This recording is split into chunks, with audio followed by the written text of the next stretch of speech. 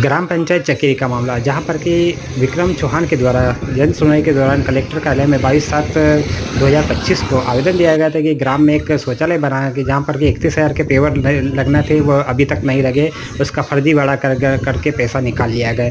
इसके अभी तक जन सुनवाई के दौरान उसकी जाँच भी नहीं हुई थी और आज उन्होंने बताया कि जेसीबी के द्वारा साफ सफाई कर पेवर कुछ कार्य किया जा रहा है। आइए जानते हैं आवेदनकर्ता की बात। 22/7/2025 को कलेक्टर कार्यालय में आवेदन दिया था फेवर ब्लॉक के संबंध में, जिसकी जांच होना बाकी और रोजगार सहायक द्वारा फर्जी बिल भुगतान किया था। तो उसके संबंध में क्या है कि उसके पास एक फोन आया, अगर इन्हें तत्काल फर्जी तरीके से मतलब पैसे निकाल लिए थे। तो उसका आज काम कर रहा था जेसीबी से, वो भी जबकि मजदूरों से काम होना चाहिए। 2 साल हो गए पैसे निकाले हुए, काम आप जगह है प्रशासन, तो बिना जाँच किए, बिना किसी जांच अधिकारी का आए हुए इतने काम किस आधार पर लगा। इसकी मैंने फिर शिकायत 100 नंबर की, 100 नंबर पुलिस है, उन्होंने फिर काम रुकवाया, वो फिर चले गए, काम करने वाले भग गए, सचिव भग गए।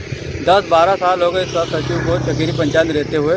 इसको जनपद पंचायत के अधिकारियों को संरक्षण है, इसलिए इसका स्थानांतरण भी नहीं हो रहा है। इसका सबसे पहले स्थानांतरण होना चाहिए, तब जाके भ्रष्टाचार रुकेगा, नहीं तो ये तो करते रहेगा, क्योंकि गाँव का है।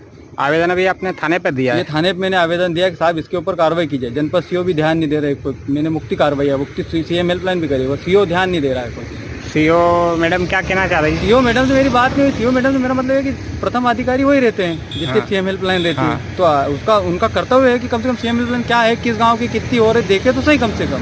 बाकी कोई ध्यान नहीं दे रहा। आज तक संबंधित अधिकारी ने मेरे से किसी प्रकार कोई चर्चा भी नहीं करी। इसका सबसे पहले स्थानांतरण होना चाहिए। 11 साल हो गए और वित्तीय प्रभार में 4-5 साल हो गए। क्या चाहते हैं आपकी? ये कार्रवाई होनी चाहिए इसका सचिव रोजगार सहायक से, सख्त से सख्त।